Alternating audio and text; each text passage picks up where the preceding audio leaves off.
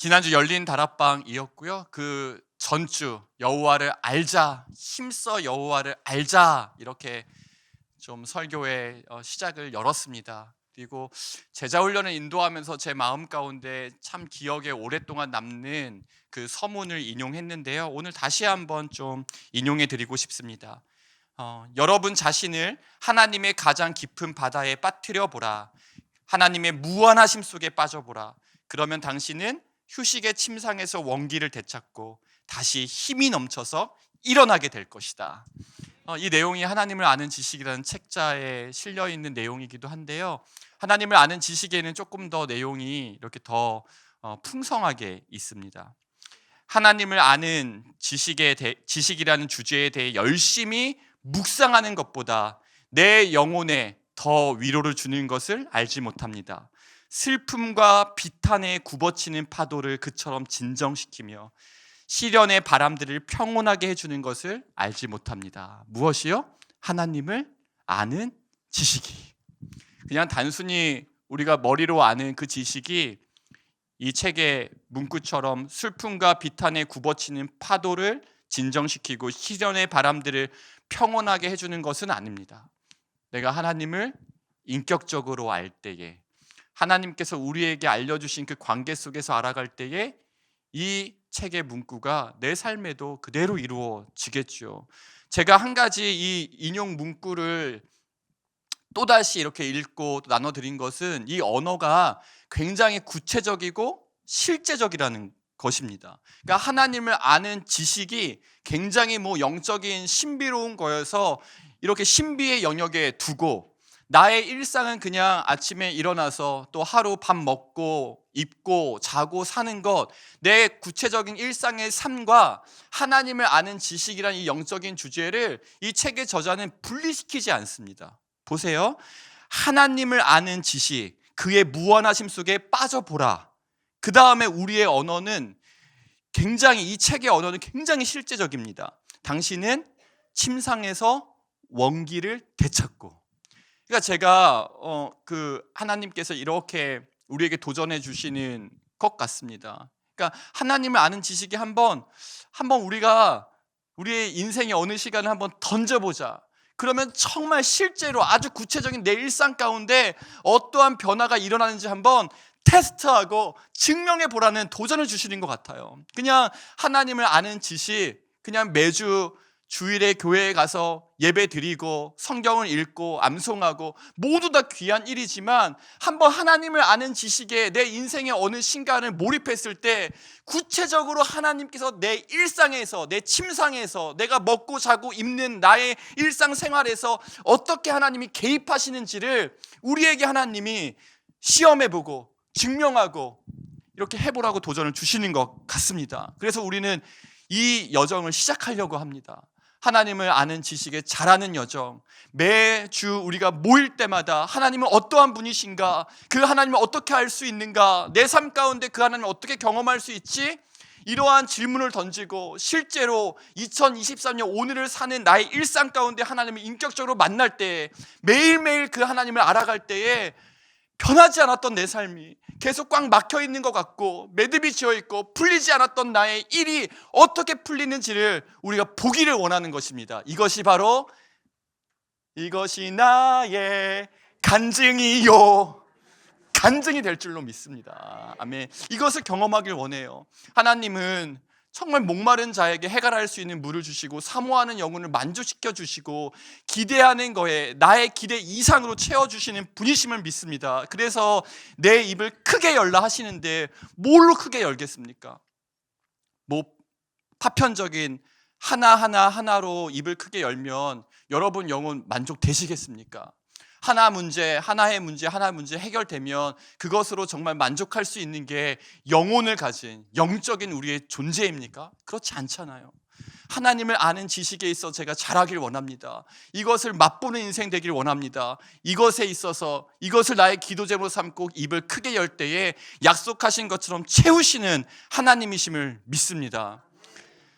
그래서 저는 정말 저도 목회자로 또 그 목회자로 준비되어지는 과정 가운데 제 인생의 순간순간마다 제가 경험한 하나님이 계시고, 제가 만난 하나님이 있고, 제가 간증하는 하나님이 있고, 저와 함께 하신 하나님이 있는데, 이 말씀처럼요, 너희는 이전 일을 기억하지 말며 옛날 일을 생각하지 말라. 보라, 내가 새 일을 행하리니 이제 나타날 것이라. 아멘. 저에게는요, 고비고비마다 하나님께서 목회자로 준비시키기 위해서 고비고비마다 아주 압축해서 고강도로 이제 훈련을 시키신 거죠. 그 훈련 때마다 하나님의 은혜가 있었고, 제가 경험한, 머리로 아는 하나님이 아니라 제가 진짜 몸으로 부딪히며 껴안고 만난 뒹군 하나님이 계신데, 이 예배를 준비하고 말씀을 준비하고 이 시리즈를, 이 여정을 생각하면서 똑같이 저에게 적용하는 거예요. 너는 이전에 네가 경험한 하나님이 다인 줄 착각하지 말라. 그 이상의 하나님이 계시다. 그 이상의 하나님이 계시다. 내가 지금까지 경험한 하나님으로 너무나 많은 은혜를 누렸지만 그 이상의 하나님이 계시다. 제가 하나님을 아는 지식과 관련된 책들을 이렇게 막 구입도 하고 책장에 있는 책도 꺼내보다가 제가 정말 질식할 것 같았습니다. 이게 너무 많은 거예요. 이거를 제가 우리 성도님들께는 하나님을 아는 지식을 머리로 알지 맙시다 하고, 제가 말씀을 준비하면서는 1페이지부터 계속 또 읽고 있는 저의 모습을 보면서 이게 맞나 싶은 거죠. 그런데 그 책 중에 그 10대를 그러니까 10대를 위한 책이에요. 이제 청소년 시기를 위한 하나님을 아는 지식이라는 책을 보는데, 거기에 목차가 너무나 제 눈길을 사로잡는 것입니다. 그 목차가 이렇게 되어 있어요. 시골에 계신 할아버지, 그 이상의 하나님. 자판기, 그 이상의 하나님. 화가 난 경찰관, 그 이상의 하나님. 응급구조요원, 아직도 합의, 그 이상의 하나님. 곰 인형, 그 이상의 하나님. 네. 그래서 뭔가 목차마다 그 이상의 하나님, 그 이상의 하나님, 그 이상의 하나님 하니까 이게 자꾸 눈길이 가더라고요. 시골에 계신 할아버지, 그 이상의 하나님 내용을 보니까 이 저자가 참 사랑하는 할아버지 할머니 이야기가 써 있더라고요. 그러면서 할아버지 할머니를 찾아뵐 때마다 얼마나 자기한테 잘해주셨는지 그 이야기를 적고, 그런데 이게 같이 할아버지 할머니와 사는 그 저자는 아니었나 봐요. 그래서 1년에 한 보름난치, 여름방학이었겠죠. 방학 동안에 이제 할머니 할아버지 댁에 보내는 것과 비교할 만한 일은 나에게 없었다. 이렇게 너무 행복한 그 이야기를 하더라고요. 그러면서 이렇게 적어요. 문제는 그렇게 즐거운 나날을 보낸 뒤 다시 10시간이나 떨어진 집으로 돌아와야만 한다는 것이다. 할아버지 할머니가 내 인생에 깊이 자리 잡고 계시다는 것은 분명했지만 나는 대부분의 시간을 그분들과 멀리 떨어져서 보내야만 했다. 이게 뭘 이야기하는지 알겠죠? 우리가 하나님을 만나는 시간은 참 좋고 참 행복하고 잊지 못할 추억인데, 오늘 저자가 이야기한 것처럼 한 달에 며칠, 1년에 한 보름 난짓, 잠깐씩 만나는 이 저자의 추억처럼 하나님을 그렇게 멀리 계신 하나님으로 생각하기가 쉽다라는 거죠. 그러나 하나님은 그렇지 않습니다. 우리의 일상적인 삶에까지 깊이 관여하고 계신 하나님이심을 믿습니다. 멀리 계신 하나님이 아니라 정말 나와 가까이 계셔서, 시편 기자는 뭐라고 이야기하냐면 하나님의 선하심을 맛보아 알지어다. 여러분, 맛본다는 거 어떻게 맛볼 수 있습니까? 음식이 눈앞에 있으면 가깝죠. 가까운 거리입니다. 그러나 이 음식이 눈앞에 있는 가까운 거리여도 이건 맛을 보는 거 아닙니다. 맛을 보아 안다는 것은요, 냄새를 맡는 것도 아닙니다. 냄새를 맡으면 굉장히 음식이 코앞에 가까이 와서, 저는 지금 손냄새가 나는데 가까이 와서 이제 자극을 하잖아요. 그러나 그것도 맛보아 아는 것이 아닙니다. 하나님은 하나님의 선하심을 맛보아 알지어다라고 이 비유를 하면서 코앞에 있으면, 하나님이 지금 만약 내 눈앞에 계시다면, 예수님이 지금 내 눈앞에 서 계시다면 굉장히 우리가 가깝게 느끼겠죠. 그러나 그 정도의 친밀함이 아니라는 것입니다. 맛보아 안다는 것은 내가 그 음식을 먹는 것입니다. 그래서 성경이 이렇게 표현하잖아요. 내가 너희 안에 거하고 너희가 내 안에 거하면. 하나님은 그런 분이시라는 거죠. 그래서 시골에 계신 할아버지, 그 이상의 하나님. 두 번째 챕터까지만 소개할게요. 오늘 뭐 다 소개하면 본문으로 못 넘어가니까. 두 번째는 자판기, 쿵짝 자판기, 그 이상의 하나님. 네. 그 이상의 하나님은요, 이 글을 읽는데 참 많은 걸 생각하게 했습니다. 제가 이 두 번째 챕터의 내용을 한번 인용해 드릴게요. 하나님을 만나기 전까지 우리는 원하는 모든 것을 얻기 위해 수없이 하나님을 이용해 왔다. 우리는 자주 이 세상에 쫓고 있는 것과 똑같은 것들을 쫓아가면서 간편하게 그것들을 얻으려고 하나님을 이용하곤 한다. 그러나 예수님의 생각은 다르다. 예수님은 하나님이 우리를 위해 존재하신다는 식의 사고방식을 철저하게 깨뜨리신 후에 진실은 그 반대라고 가르치고 계신다.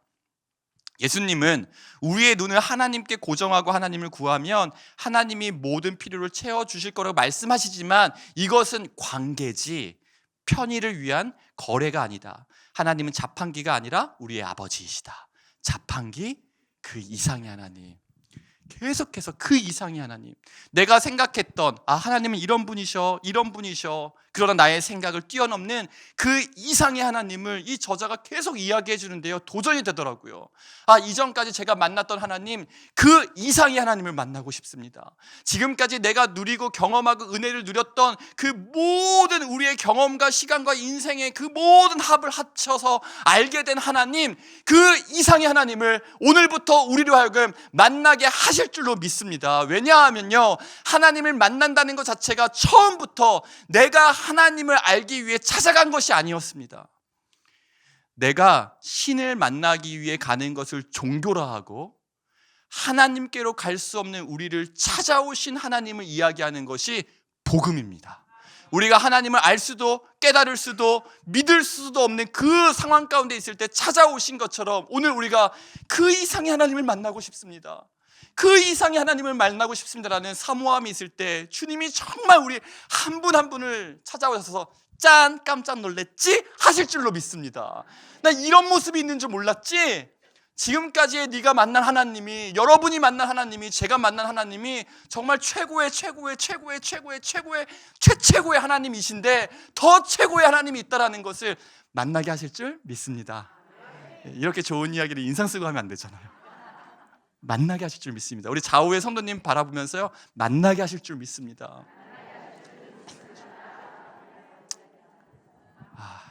그러면서 제가 오늘 그 아브라함이 만난 하나님을 소개하려고 하는데요, 이 내용이 이제 오늘 본문에 나옵니다. 잘 아시는 것처럼 창세기 12장에 하나님께서 아브라함에게 명령하시죠. 너는 너의 고향, 친척과 아버지의 집을 떠나 내가 내게 보여줄 땅으로 가라 하고, 아브라함이 떠나는데 그때 데리고 간 것이 누구였습니까? 조카 롯이었습니다. 그리고 조카 롯과 함께 고향을 떠나고 머물렀던 곳에 기근이 오자 애굽으로 내려갔다가, 그 애굽에서 유명한 사건이 바로 자기 아내를 누이라고 속이는 사건이 있죠. 그리고 오늘 본문은 그 애굽에서 이 자신의 잘못을 깨닫고 다시 올라왔을 때 이야기입니다. 다시 올라와서 무슨 일이 있냐면, 이 아브라함의 그 소유가 많아지고 조카 롯의 소유도 많아지니까 이 한정된 땅을 갖고 롯의 목자들과 아브라함의 목자들이 서로 다투니 이 아브라함이 큰 결심을 합니다. 그리고 이렇게 이야기하죠. 이제 롯을 부릅니다. 목자들이 계속 싸우고 있으니까 이제 롯을 부른 거예요. 이렇게 이야기합니다. 우리는 한 친족이 아니냐. 나나 너나, 나의 목자나 너의 목자나 서로 다투지 말자. 다투게 하지 말자. 우리 가족 아니냐, 이 뜻 아닙니까? 그러면서 뭐라고 하냐면, 네가 좌하면 네가 좌하면 나는 우하고 네가 우하면 나는 좌하리라. 얼마나 멋진 결정입니까? 그리고 이어서 이제 롯이 눈을 들어서 요단 지역을 바라본즉 소알까지 온 땅에 물이 넉넉하니 여호와께서 소돔과 고모라를 멸하시기 전이었으므로 여호와의 동산 같고 애굽 땅과 같았더라. 삼촌에게 양보하는 것이 아니라 이 땅이구나, 이렇게 결정합니다. 그래서 롯이 간 곳이 동쪽일까요, 서쪽일까요? 동쪽일까요? 서쪽일까요? 11절에 보면 그러므로 롯이 요단 온 지역을 택하고 동으로 옮기니 그들이 서로 떠난지라. 여러분, 이제 오늘 이 본문을 우리 성도님들과 나누게 된 가장 중요한 이유가 이 다음입니다. 롯이 지금 어디를 선택했습니까? 동쪽을 선택했어요. 여호와의 동산 같고 애굽 땅과 같은 적과 꿀이 흐르는 요단 지역을 선택하고 동으로 갔어요. 동으로. 아브라함이 롯에게 이야기했잖아요. 네가 동으로 가면 나는 서로 가고 네가 서로 가면 나는 동으로 가겠다. 그런데 롯이 동으로 갔으니 아브라함에게 남은 것은 어디입니까? 서쪽. 그런데 너무 놀라워요. 우리는 이렇게 대답할 겁니다. 롯이 동쪽을 선택했으니 아브라함에게 남은 것은 이제 서쪽입니다. 요단 들을 선택했으면 이제 반대쪽 땅만 남은 겁니다. 롯이 여호와의 동산 같고 너무나 아름다운 적과 꿀이 흐르는 그 땅을 선택했다면 아브라함에 남은 건 이제 그보다는 덜 비옥한, 어쩌면 척박할 수 있는 땅만 남았을 거예요. 이쪽 좋은 걸 선택했으니까 나에게는 그보다 덜 좋은 거, 이렇게 생각할 수밖에 없습니다. 왜냐하면 네가 우하면 나는 좌하고 네가 좌하면 나는 우 선택한다고 했으니까요. 아브라함의 생각으로도 그렇고 우리의 생각으로도 롯이 동쪽을 선택했으니까 우리에게 남은 것은 이제 이성적으로나 경험적으로나 이거 뭐 상식적으로나 서쪽밖에 안 남았습니다. 그런데 하나님이 아브라함에게 하시는 말씀이 놀라워요. 아브라함의 생각에서는 롯이 동쪽을 선택하고 자기에게는 이제 서쪽만 남은 인생이라고 생각할 수 있는데 하나님이 아브라함을 부르셔서 뭐라고 하시냐면 동서남북을 바라보라. 여러분, 여기서 박수를 하나님께 올려드려야 됩니다. 너무 멋지시잖아요. 나는 이제 이것밖에 안 남았다고 생각했어요. 다 빼앗겼어요. 다 상실했어요. 내 인생에 이제 남은 거 이거 하나밖에 없다. 가장 좋은 것을 선택했으니 우리 인생에 적용하면, 저의 인생에 적용하고 우리의 인생에 적용하면 무엇입니까? 땅 보러 다니시면 동쪽 땅 서쪽 땅 이거 지우시고요. 이게 무슨 의미입니까? 내가 가장 좋다고 생각한 거 양보한 겁니다. 나에게 남은 거 이제 다 주고 이것밖에 안 남았다. 이제 난 여기서 살 거야. 여기서 잘 살아봐야겠다. 이게 나의 생각과 이성과 경험과 상식과 이 세상의 사고방식과 계산적으로는요 이제 이만큼 남은 겁니다. 서쪽 땅. 그런데 하나님께서 아브라함을 찾아와서 그의 눈을 들어, 오늘 말씀을 보니까요 너는 눈을 들어. 이건 믿음의 눈이잖아요. 하나님이 뜨게 하시는 눈입니다. 이 세상의 눈으로, 인간적인 눈으로는 동쪽 뺏겼고 동쪽 양보했고 이제 서쪽 땅에서 잘 살아봐야지, 이 다짐할 수 있는 게 여기까지가 최선인 거예요. 인간의 최선은 그래 내가 양보하자, 내가 내어주자, 내가 이제 이 남은 땅에서, 허락하신 이 땅에서 잘 살아보세, 이게 인간적인 최선인데 하나님은 우리의 최선을 뛰어넘어서 동서남북 우리가 꿈꿀 수 없는 꿈을 부어주시는 하나님이심을 믿습니다. 근데 이 하나님이요 언제 이 하나님 만나게 됩니까? 아브라함이 이 스토리가 롯과의 대화에서 끝나면 절대로 아브라함은 동서남북 바라볼 수 없습니다. 이 오늘 성경의 이야기가 롯과의 대화로 끝났다고 생각해 보세요. 롯은 동쪽으로 가더라, 아브라함은 서쪽으로 가더라. 끝. 우리의 인생도 마찬가지인 것 같습니다. 동쪽의 삶을 살았고 이제 서쪽의 삶을 계획하고 이제 이렇게 살아야겠다 하면 그렇게 살아가는 것으로 성경의 이야기가 끝날 것입니다. 롯이 동쪽을 선택했고 나는 서쪽을 선택했더라, 그렇게 끝날 수도 있고, 그렇게 많은 삶이 그렇게 마무리되어집니다. 그런데 오늘 하나님께서 이 본문 위에 우리를 이렇게 세우신 이유는 무엇입니까? 그 다음 하나님의 스토리가 있는 것 아니겠습니까? 딱 서쪽만 보이는, 남아있는 서쪽, 동쪽 좋은 거 다 내어주고 내 모든 인생을 다 내어주고 이제 남은 서쪽만 보이는데 하나님이 다시 믿음의 눈을 들어 나와 함께 동쪽과 서쪽과 남쪽과 북쪽을 바라보자. 이게 얼마나 큰 꿈입니까? 사랑하는 주님, 우리는 오른쪽 아니면 왼쪽이었어요.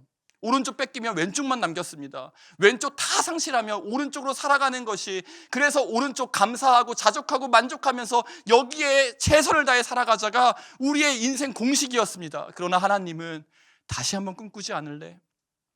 서쪽만 남아있지 않더라도, 이제는 볼 수 있는 것이 그것밖에 없을지라도, 손에 쥔 것이 그것밖에 없을지만, 나는 롯이 아무리 요당 그 땅을 두 팔을 벌려서 가리우고 있어도 온 우주를 창조하시고 온 우주 만물을 다스리시는 하나님께는 롯이 그 땅을 서 있는다고 할지라도 그 땅을 하나님 눈에서 가리울 수 있겠습니까? 제가 이 공기에서 그냥 손으로 요만큼 가린다고 해서 여러분, 이 502호 이 예배실 하나도 제 손바닥으로 가리지 못하지 않습니까? 이거 가리면 502호 안 보이십니까? 롯이 동쪽으로 가서 동쪽에 서 있습니다. 목자들이 있지만 제가 이 502호로 이 손가락 하나로 가릴 수 없는 것처럼 하나님은 이 손가락 가려주면 502호 바라보라. 롯이 서 있지만 인간이 하나님의 그 무한하심을 가리울 수 없는 것이죠. 사랑하는 여러분, 저는 우리 사랑하는 성도님들께 이러한 꿈을 꾸는 계기를 너무나 만들어 드리고 싶습니다. 너무나 아름답게 삶을 살아오셨고 하나님께서 허락하신 또 다른 인생에 정말 꿈을 꾸실 수 있도록 정말 도와드리고 싶습니다. 그래서 너무나 감사하게도 하나님께서 그 계기를 이번에 계획하게 하셨습니다. 제가 저의 이 목회자로 준비되어지는 시간을 돌아보니까요, 아브라함이 롯에게 너 동쪽으로 가, 나 서쪽으로 갈게 하는데 그냥 하나님 지켜보지 않으시고 딱 개입하셔서 동쪽, 서쪽, 남쪽, 북쪽을 바라보게 하신 그 하나님의 만남으로 인해서 다시 꿈을 꿀 수 있게 된 것처럼 저의 모든 시간을 돌아보면 항상 계기가 있었더라고요. 그냥 하루하루 밋밋하게 살아갈 수 있는 인생인데, 그냥 하루하루 하나님을 모르는 사람들처럼 다른박질하며 살아갈 수 있는 인생인데, 그때마다 하나님이 만나주셔서 하나님을 만나지 않고서는 꿈꿀 수 없는 꿈을 부어주셔서 오늘까지 왔다면, 오늘 현재를 살아가고 있는 우리 사랑하는 성도님들께도 하나님을 만나지 않으면 꿈꿀 수 없는 꿈이 하나님께는 남아있지 않으시겠습니까? 그 꿈에 대한 열망이 생기지 않으세요? 그냥 동쪽 가고 서쪽 가고 끝낼 수 있습니다. 그래도 박수 받을 겁니다. 양보 잘했다, 최선을 다해서 살았다, 그 서쪽 땅에서 너무나 멋지게 살았다, 수고했다, 칭찬 받으실 겁니다. 그 칭찬 마땅합니다. 그런데 하나님을 만나니까 서쪽이 아니라 동서남북을 꿈꾸게 하시는 것처럼 다시 한번 우리 사랑하는 시니어 성도님들께 이러한 계기를 브라보 시니어 부서가 선물해 드리고 싶은 것이 저의 꿈이고, 우리 임원분들 또 조장님들, 순장님들이 우리 성도님들께 드리고 싶은 선물입니다. 선물 주는겨? 선물 드립니다. 그래서 올해 이러한 계기를 다시 한번 내가 하나님을 만나고 정말 어린 아이처럼 소년처럼 하나님, 제가 이제 나에게 허락하신 이 시간들을 어떻게 꿈꾸며 살아갈까요? 내가 침대에서 일어나야 될 이유는 무엇일까요? 어떻게 하면 이 인생의 의미를 발견하고 다시 한번 제2의 인생을 아름답게 살아갈 수 있을까요? 그동안 애쓰고 수고했는데 이 수고로 그냥 끝나는 인생이 아니라 다시 한번 멋지게 꿈을 꾸며 살아갈 수 있을까요? 이러한 계기를 가평 우리마을에서 영성 수련회라는 이름으로 모든 성도님들을 초대해서 올해, 먼 미래가 아닌 5월 마지막 주 금요일에,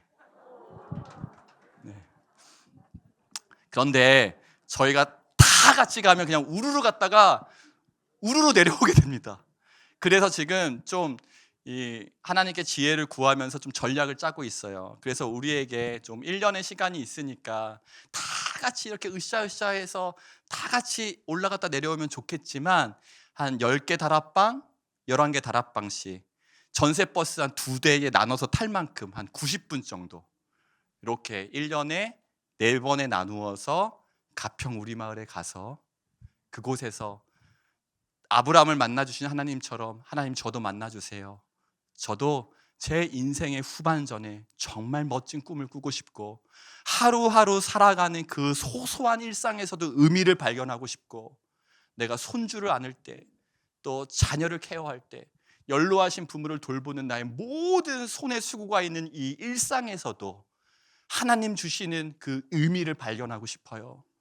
그러한 시간을 선물로 드리고, 너무 분주해서 고요한 곳에서 하나님과 독대하면서 묵상할 수 있는 시간이 충분히 있지 않은 여러분에게, 그때는 다락방으로 이렇게 막 우르르 다니는 것보다는 한 분 한 분에게 충분한 시간을 드리고, 가평 우리마을 묵상하기 좋은 곳곳에서 하나님을 묵상하고, 내 인생을 돌아보고 매듭짓고, 또 오늘 하루에 대한 소중함을 발견하는 시간으로 멋지게 선물을 드릴 수 있도록 함께 기도해 주시기 바랍니다.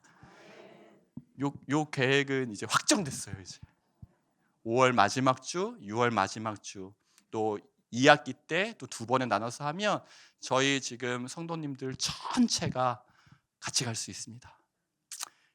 그래서 그냥 제가 우리 오늘 순장님들께도 요 계획을 나누면서 시간과 마음과 기도만 내어달라고 했어요. 시간을 내어주시고 마음을 주시고 기도해 주시면 딱 그 시간에 오면 전세버스가 딱 기다리고 있을 거예요. 딱 탑승하면 딱 모시고 올라갈 거예요. 그리고 딱 식사 때가 되면 식사를 제공해 드리고, 커피 마시고 싶다면 커피를 제공해 드릴 겁니다. 그러면서 하나님과 함께 커피 한잔 하시면서 내 인생을 의미 있게 하나님 안에서 꿈꾸는 그러한 시간이 되길 바라고, 그러면 누구부터 가느냐?